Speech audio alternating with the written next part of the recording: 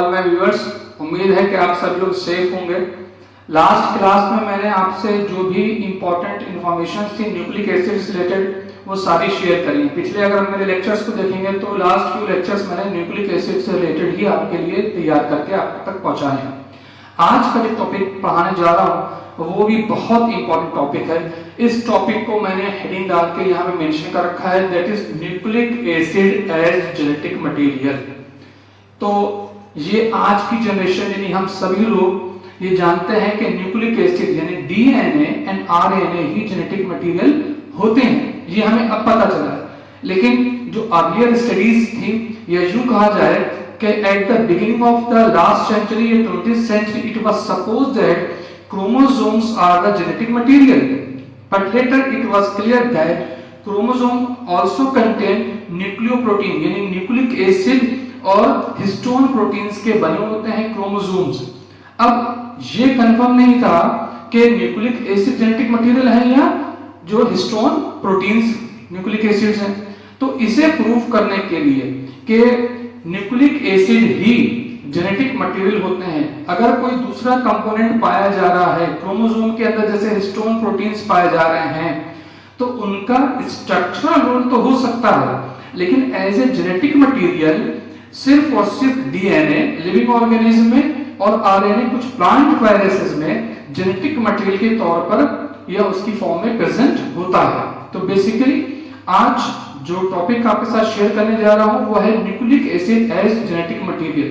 तो ये प्रूव करने के लिए several experiments were perform by various molecular biologist और अदर साइंटिस्ट।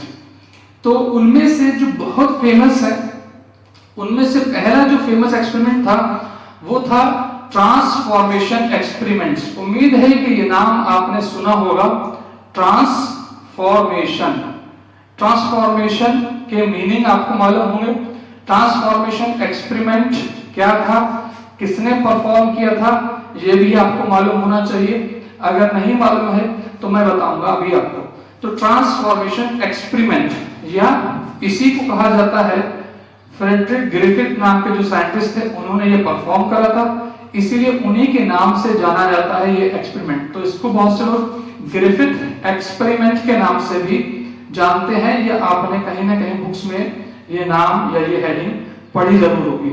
इन्होंने ये एक्सपेरिमेंट्स जो था वो 1928 में परफॉर्म किया था, और इस एक्सपेरिमेंट को किस पर परफॉर्म किया गया था, याद होगा आप लोगों को, माइस यानी चूहों में इन्होंने ये एक्सपेरिमेंट करा था। अब ये एक्सपेरिमेंट था क्या, इस एक्सपेरिमेंट को समझने से पहले मुझे लगता है कि आप लोगों को या हम सभी को ट्रांसफॉर्मेशन के बारे में मालूमात होना चाहिए।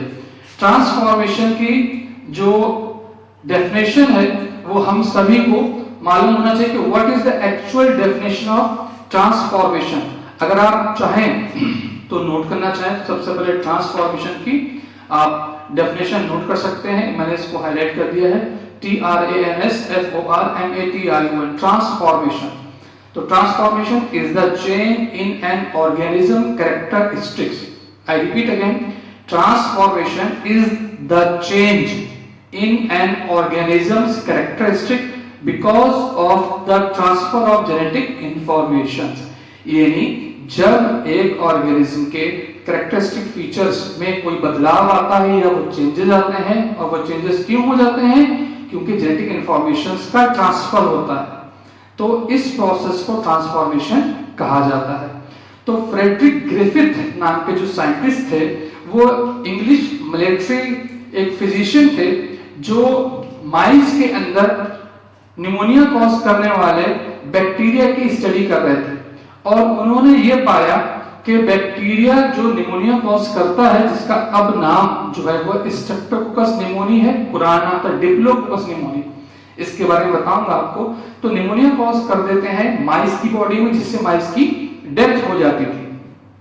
तो ये थोड़ा सा उनका हिस्टोरिकल बैकग्राउंड था कि वो एक फिजिशियन थे, और फिजिशियन होने के बाद उन्होंने माइस की बॉडी में एक्सपेरिमेंट करे। अब जब भी कोई एक्सपेरिमेंट करा जाता है तो उसके लिए काफी जो है मटेरियल मेथड्स प्रिपेयर किए जाते हैं, किस तरीके से वो एक्सपेरिमेंट परफॉर्म किया जाए, तैयारी की जाएगी उसके लिए।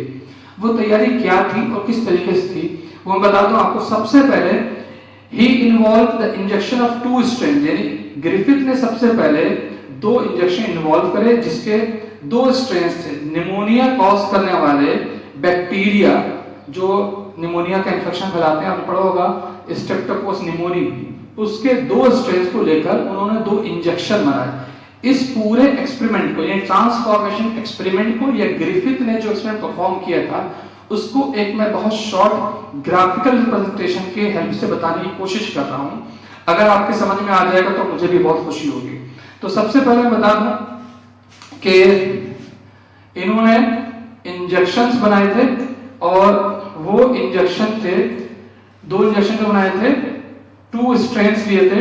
इसमें injections of 2 strains of pneumonia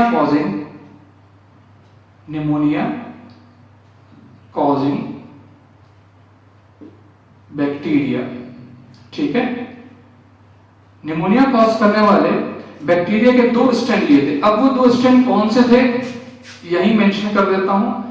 एक था एस थर्ड और दूसरा था आर सेकेंड, ठीक है।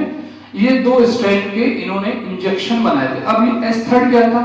एस थर्ड को कहते हैं वायरुलेंट स्ट्रेन, वायरुलेंट, या आप कह सकते हैं इसको पैथोजेनिक, यानी ये वो स्ट्रेन था जो डायरेक्ट इन्फेक्शन कॉज करता है, पैथोजेनिक, ठीक है।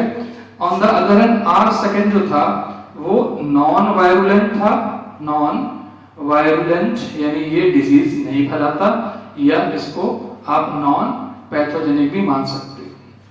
तो ये 2 स्ट्रेन लेकर इन्होंने अब एक्सपेरिमेंट को अपने माइंड में सेट करा और माइस की बॉडी में इसको किस तरीके से इंजेक्ट करना है, यानी वो डोजेस देना है जो उन्होंने सोची थी दिमाग में, और वो एक्सपेरिमेंट कैसे परफॉर्म किया गया। तो जो एस थर्ड जो होता है ये स्मूथ वॉल्ड बैक्टीरिया होते हैं और ये रफ वॉल्ड बैक्टीरिया होते हैं। ये बहुत ज्यादा डिटेल में अगर आप पढ़ेंगे तो बहुत टाइम लगेगा।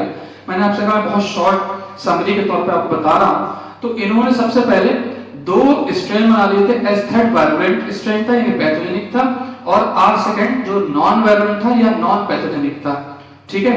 अब इन्होंने क्या करा कि पहला जो इनका टेस्ट था, इन्होंने, अच्छा एक चीज और बता दूं आपको साथ ही साथ कि जब भी देखिए कोई भी एक्सपेरिमेंट परफॉर्म करता है साइंटिस्ट, तो उससे रिलेटेड कुछ अपने माइंड में सेट करता है कि ये रिजल्ट आना चाहिए, मैंने ये डोज दी है तो इसका इफेक्ट ऐसा होगा और इसका रिजल्ट मेरे हिसाब से ये आना चाहिए। प्रॉब्लम कहाँ होती है? जब हमारी इमेजिनेशन के बियॉन्ड जो कोई रिजल्ट आना चाहिए वो नहीं आ पाते और उसके अपोजिट कोई अगर रिजल्ट आ जाता है तब प्रॉब्लम क्रिएट होती है। बिल्कुल वैसे ही यहाँ पर भी हुआ था। इन्होंने कहा कि पहले माइस की बॉडी में एस थर्ड वाला स्ट्रेन जो है वो एस थर्ड स्ट्रेन, समझ गया ना, यानी वायरुलेंट स्ट्रेन को इंजेक्ट करा, ठीक है। इन्होंने इंजेक्ट माइस में कर दिया जिससे माइस की डेथ हो गई। ये पहले से सोचा और समझा था कि माइस यानी चूहों में निमोनिया हो जाएगा, माइस बिकम डेड, ठीक है, चूहों की मौत हो गई। ये अंडरस्टूड था। जैसे मैंने कहा कि ये जो एस थर्ड वायरुलेंट स्ट्रेन था इसने बैक्टीरिया जो था वो एक्टिव हो गया। कौन सा बैक्टीरिया था इसके अंदर मैं बता दूं आपको। इसमें जो काम करने वाला था वो था स्ट्रेप्टोकोकस। ये अब नया नाम है इसका, स्ट्रेप्टोकोकस निमोनी, और जो ओल्ड नाम था इसका, कहीं कहीं बुक्स में आपने देखा होगा इसे डिप्लोकोकस निमोनी भी लिखा होता है, डिप्लोकोकस निमोनी। तो चाहे स्ट्रेप्टोकोकस निमोनी कहिए चाहे डिप्लोकोकस निमोनी कहिए, इसके 2 स्ट्रेन बना लिए थे और ये दोनों स्ट्रेन जो थे निमोनिया इन्फेक्शन यानी डिजीज फैला दी और निमोनिया की वजह से चूहों की मौत हो गई। होना भी थी, सोचा भी यही था और हुआ भी यही। तो देखिए दूसरा जो एक्सपेरिमेंट था जिसमें सोच के दिया गया था आर सेकेंड जो नॉन वायलेंट था, ठीक है, उसको इंजेक्ट करा तो माइस जो थे वो उनकी डेथ नहीं हुई, वो जिंदा रहे क्योंकि उनके अंदर इन्फेक्शन नहीं हुआ। जैसे कि मैंने आपको बताया कि जो आर सेकेंड यानी नॉन वायलेंट या नॉन पैथोजेनिक स्ट्रेन था, उसको जब इंजेक्ट किया जाता तो उसके जरिए से बॉडी के अंदर यानी माइस की बॉडी में निमोनिया का इन्फेक्शन नहीं होगा और चूहों की डेथ भी नहीं होना चाहिए था, और वही हुआ भी कि चूहों की डेथ नहीं हुई। ये भी एक्सपेरिमेंट इनके हिसाब से ट्रीटमेंट सही गया।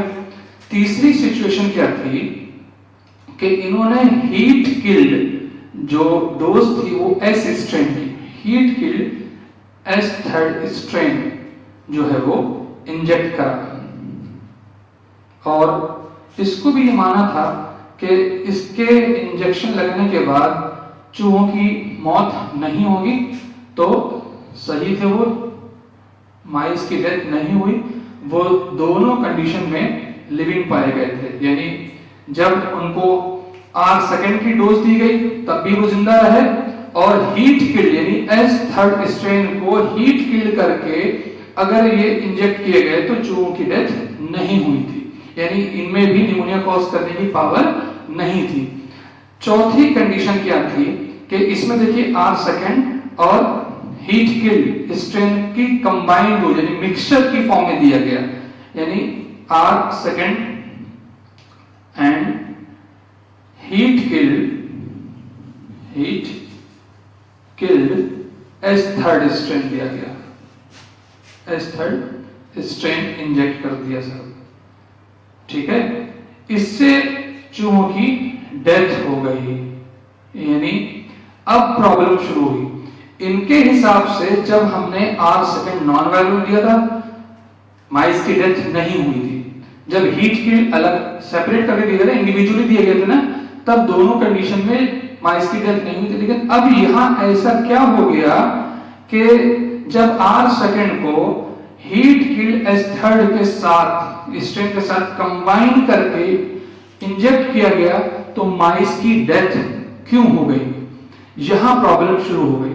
तो उन्होंने ये ऑब्जर्व किया कि सारे जो एक्सपेरिमेंट थे, देखिए इसको ग्राफिकल आपने डायग्रामेटिक बहुत बार देखा होगा, ग्राफिकल देखिए और इस तरीके से आप आसानी से इस सिचुएशन को या इस पूरे एक्सपेरिमेंट को आप लर्न कर सकते हैं, जिस तरीके से मैंने आपको बताने की यहाँ पे कोशिश की है। इस तरीके से जो फोर्थ ट्रीटमेंट परफॉर्म किया गया जिसमें आर सेकेंड यानी नॉन वायलेंट के मिक्सचर को heat killed S third strain के साथ मिलाकर दिया गया, तो माइस की डेथ क्यों हो गई, ऐसा क्या हो गया। बाद में हुआ क्या था, जो फोर्थ कंडीशन थी, इसको अगर आप कंप्लीटली डिस्क्राइब करें तो कैसे कर सकते हैं, देखिए आप ये नोट कर सकते हैं या लिख सकते हैं, when the mixture of living R second and heat killed S third strain was injected, then all the mice become dead due to the pneumonia, ठीक है। यानी ये बात अंडरस्टूड थी, उनको खुद पता था कि जब ये स्ट्रेन दिया जाएगा तो माइस की डेथ नहीं होना चाहिए थी, उनका ये इमेजिनेशन रहा होगा। क्यों मैं इसलिए ऐसा कह रहा हूं कि ये अगर आर सेकेंड के जरिए से डेथ नहीं हुई और थर्ड वाले एक्सपेरिमेंट हीट की स्ट्रेन से भी डेथ नहीं हुई, जब इन दो के मिक्सचर को मिलाकर दिया जा रहा था तब भी ये सोचा गया होगा कि जब अलग अलग दिए गए थे तो डेथ नहीं हुई थी, तो हो सकता है कि डेथ ना हो। लेकिन माइस की जब डेथ हो गई और माइस की जो डेड बॉडी थे उसके अंदर से लिविंग वायलेंट को ऑब्टेन किया गया, यानी जो उसकी जो बॉडी थी फोर्थ कंडीशन के अंदर, तो इसकी बॉडी से क्या मिला, लिविंग वायलेंट स्ट्रेन जो निमोनिया कॉज करने वाला था। तब ये माना गया कि आर सेकेंड जो है यानी उसने आर सेकेंड जो स्ट्रेन था वो ट्रांसफॉर्म हो गया एस थर्ड स्ट्रेन में, या यूं कहा जाए based on the above observation Griffith concluded that some cells had been transformed from R strain मतलब जो लिविंग था R strain to S strain, यानी ये पॉसिबिलिटी हो सकती है। उन्होंने ये सारा कंक्लूजन निकाला जो भी ये चार एक्सपेरिमेंट परफॉर्म किए गए थे। तो अब ये प्रूव किया गया कि ट्रांसफॉर्मेशन के बाद किसका ट्रांसफॉर्मेशन हो गया, R सेकंड का ट्रांसफॉर्मेशन हो गया S थर्ड में, वायब्रेंट हो गए, इसलिए डेड माइस की बॉडी से लिविंग वायब्रेंट यानी पैथोजेनिक जो था डिजीज कॉजिंग स्ट्रेन ऑब्टेन हुआ। इसको कहा गया ट्रांसफॉर्मेशन एक्सपेरिमेंट। ठीक है, तो उम्मीद है कि ये आपके समझ में आया होगा। 4 इसके अंदर ट्रीटमेंट थे, 2 स्ट्रेन्स थे, 2 स्ट्रेन को जो जिस तरीके से 4 ट्रीटमेंट में ये परफॉर्म किया गया। आपने इसके स्ट्रक्चर बहुत से देखे होंगे कि माइस की बॉडी में वो इंजेक्शन या वो डोजेस किस तरीके से इंजेक्ट करते हुए दी जा रही हैं। वो सारे स्ट्रक्चर्स आपको चाहे तो आप बना सकते हैं या इस तरीके से भी आप समझना चाहें तो समझ सकते हैं। मुझे लगता है कि मैंने बहुत शॉर्ट में आपको ये बताया, वैसे तो बहुत डिटेल आपने ऑलरेडी पढ़ रखी हो। इसके बाद इनके बाद भी ये काम यहीं पर रुका नहीं, बहुत से अदर साइंटिस्ट थे या मॉलिक्यूलर बायोलॉजिस्ट थे जिन्होंने लगभग बहुत से एक्सपेरिमेंट परफॉर्म किए गए। उनमें से जो बहुत फेमस नेम्स हैं, ये नाम आपने सुने होंगे, Oswald Avery, Colin MacLeod and Maclyn McCarty ने जो है, ये जो 3 साइंटिस्ट थे, इन्होंने लगभग 10 से 11 साल तक ये इन विट्रो रिपीट किए सारे एक्सपेरिमेंट्स कि ऐसी कौन सी पॉसिबिलिटी है जिससे कि ट्रांसफॉर्मेशन हो रहा है, यानी डीएनए जो है वो ट्रांसफॉर्म हो जाता है, R सेकंड का S स्ट्रैंड यानी S थर्ड में कन्वर्ट हो जाता है, जिससे कि माइस की जो है वो डेथ हो जा रही थी। तो इन्होंने अपने डिफरेंट एक्सपेरिमेंट के जरिए से ये प्रूव करा कि इसकी बॉडी के अंदर जो लिविंग वायब्रेंट स्ट्रेन ऑब्टेन हुआ था वो किस वजह से था कि जहां R स्ट्रेन यानी लिविंग जो थे वो कन्वर्ट हो गए S स्ट्रेन में। ठीक है, उनका ट्रांसफॉर्मेशन हो गया। ठीक, तो आज का ट्रांसफॉर्मेशन से रिलेटेड, इससे रिलेटेड, ग्रिफिथ एक्सपेरिमेंट से रिलेटेड का क्लास बस इतना ही। उम्मीद है कि आपको ये समझ में आया होगा। नेक्स्ट क्लास में मैं आपको जो एक और एक्सपेरिमेंट करा गया था, हर्शे एंड चेज एक्सपेरिमेंट जो था वो बताऊंगा आपको। जो उन्होंने जो परफॉर्मेंस दी थी, किस पे दी थी, T4 बैक्टीरियोफेज का इन्फेक्शन यानी एक ऐसा वायरस जो बैक्टीरिया के अंदर इन्फेक्शन कॉज करता है, उसे बैक्टीरियोफेज कहा जाता है। उसको लेकर क्या एक्सपेरिमेंट किया था और किस तरीके से ये प्रूफ कर दिया कि न्यूक्लिक एसिड ही जेनेटिक मटेरियल होते हैं और प्रोटीन्स का जेनेटिक इंफॉर्मेशन या जेनेटिक मटेरियल के फॉर्म में कोई रोल नहीं होता। ये आज का पहला एक्सपेरिमेंट था, ट्रांसफॉर्मेशन या ग्रिफिथ एक्सपेरिमेंट। तो आज के लिए बस इतना ही। अपना ध्यान रखिएगा। नेक्स्ट टॉपिक में जब मिलूंगा आपसे तो फिर next experiment Hershey and chase experiment जो करा गया था उसके बारे में पूरी डिटेल इंफॉर्मेशन आपसे शेयर करूंगा। Thank you.